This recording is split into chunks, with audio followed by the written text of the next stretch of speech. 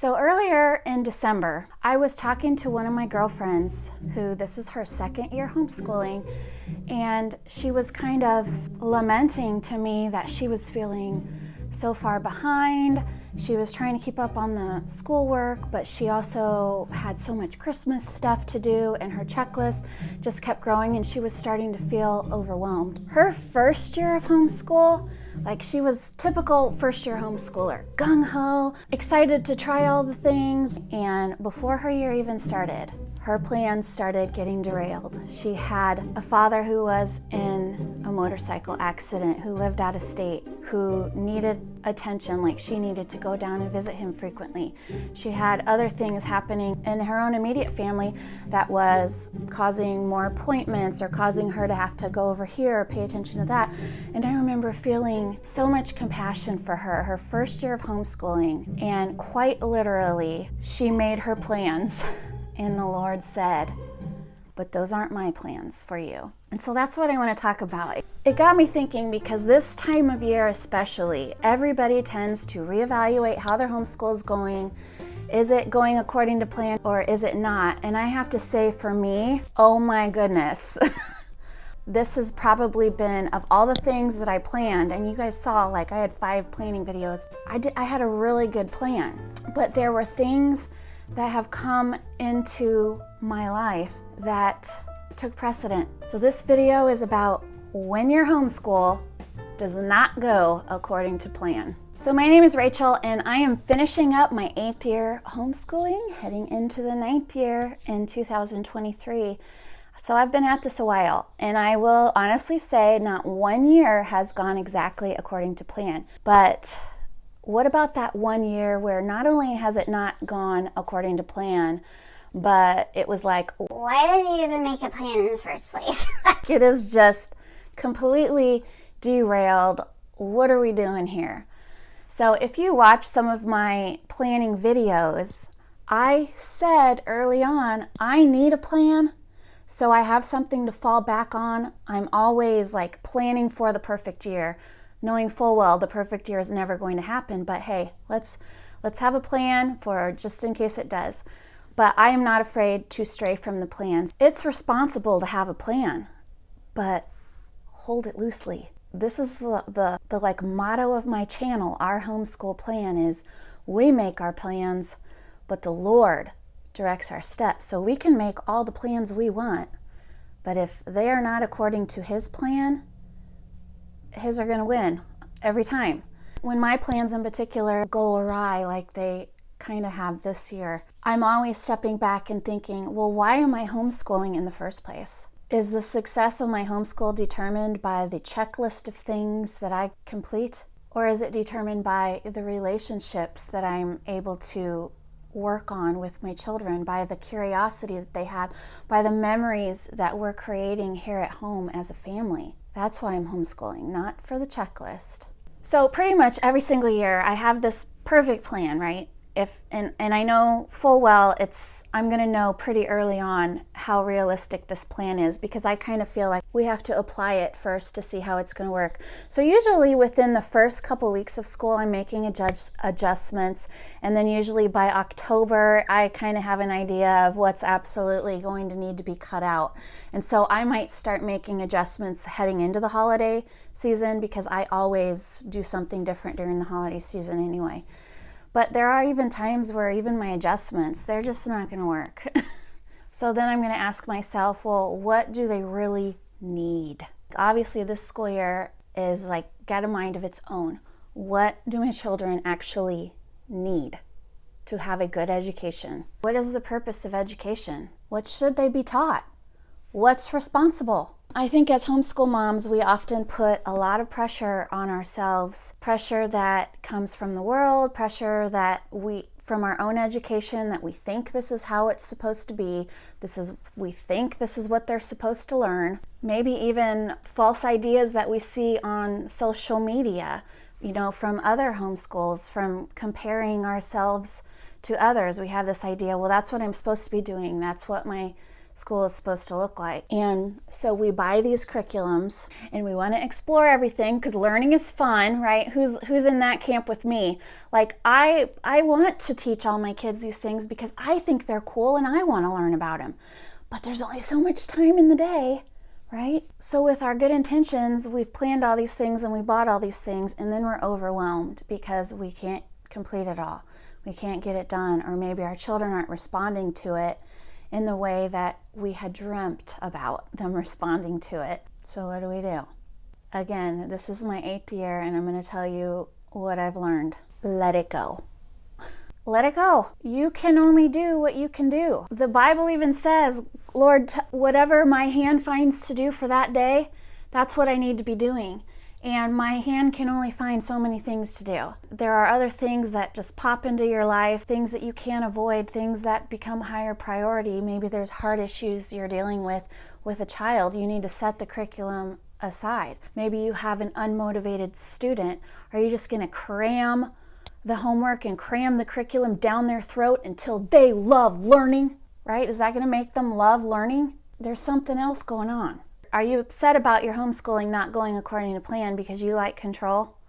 Well, maybe the Lord is trying to say there's something more important that needs to be addressed here. And so I'm going to teach you that you don't have control and I have control. And if I have to teach you in a way that's going to disrupt you, Mom, then so be it. You know, if your child is resistant to learning, maybe the deeper issue is they need one-on-one time with you. Maybe they are missing something relational. There's something that's bothering them that has become a roadblock to their being open to learning, to being open to doing these things.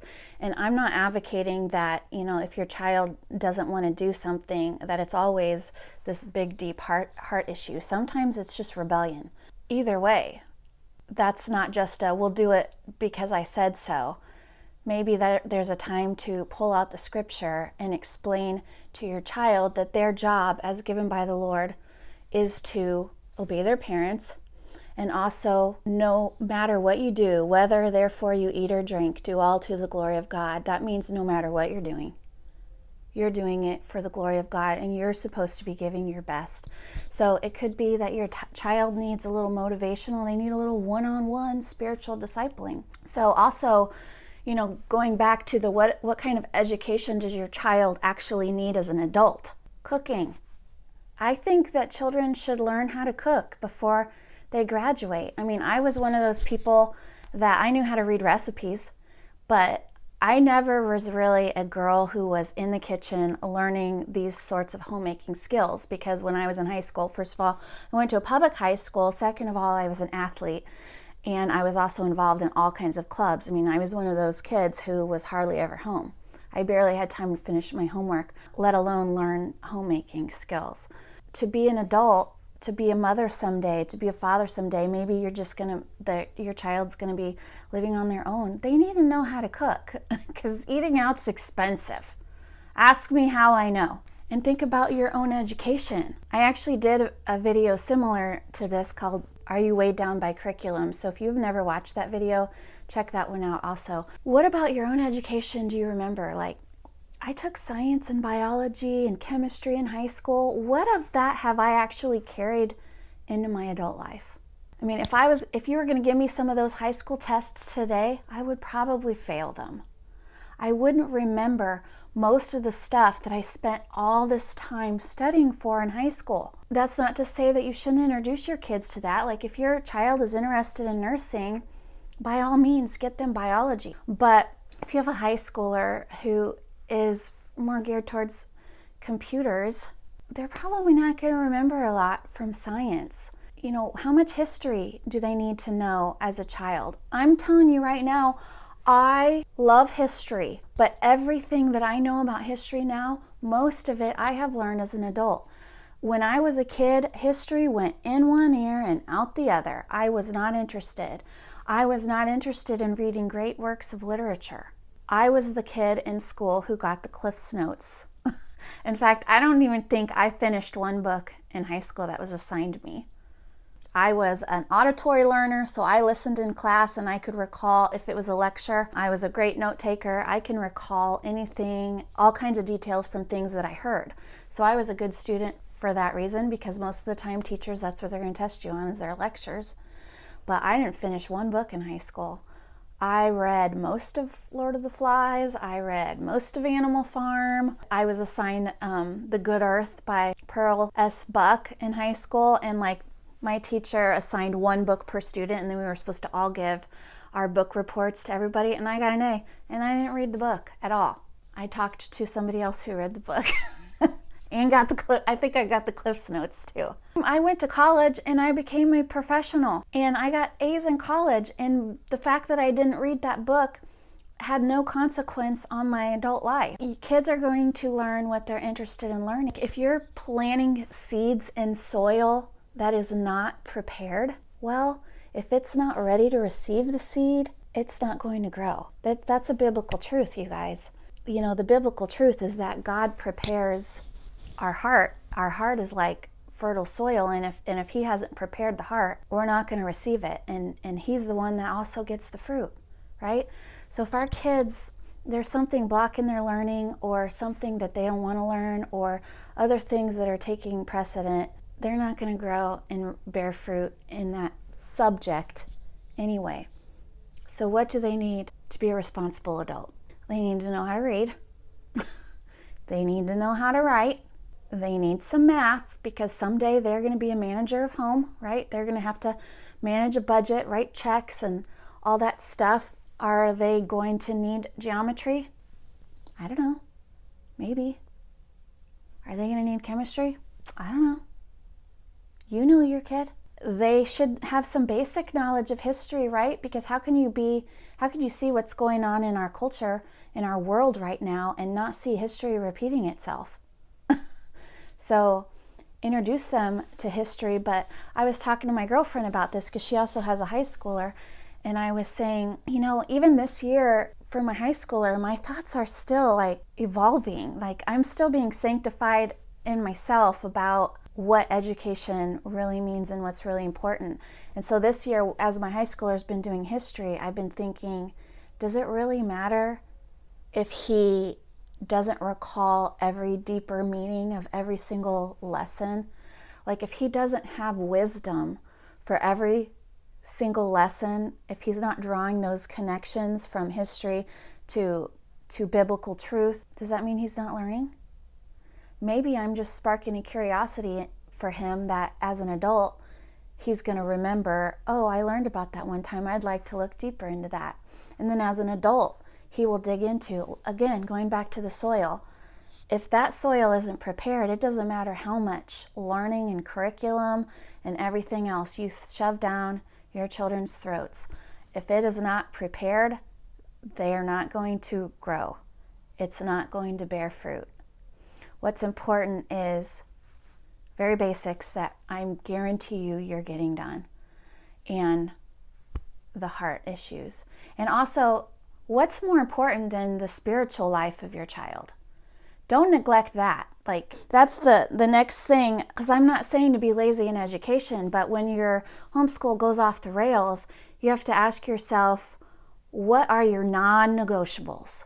Like, these are absolutely the things. If the rest of the day goes wrong, or even the rest of the year, if I have to cut half of our curriculum down, like, what is the non-negotiables? For us, it is our discipleship. It's our daily Bible study, math, some sort of language arts, because communication and language arts can be so many things. It can be reading, it could be your read alouds, it could be writing papers.